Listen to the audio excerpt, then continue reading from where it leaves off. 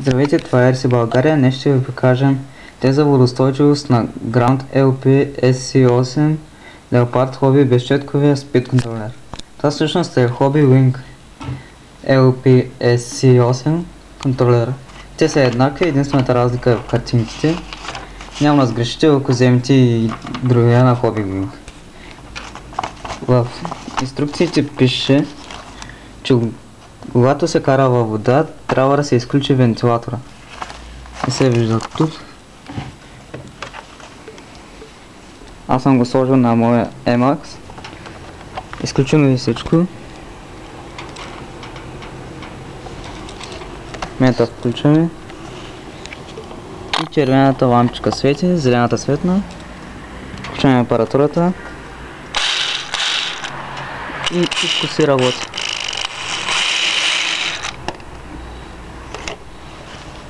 Ето е чашата вода и ще полеме нашия контролер.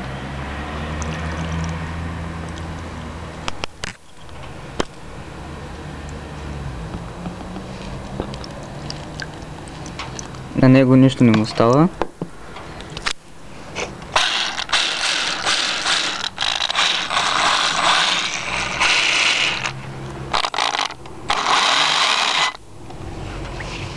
А сега е прекъсвача.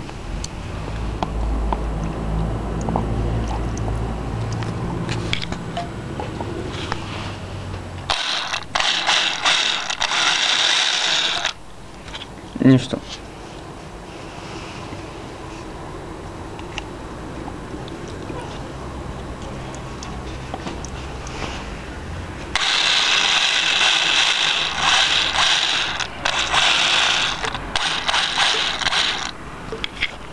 В инструкциите пише, че контролът е водостойчив дори под вода. Сигурен съм, че е водостойчив, но днеска няма да правим опити под вода. Това е за сега. RC България.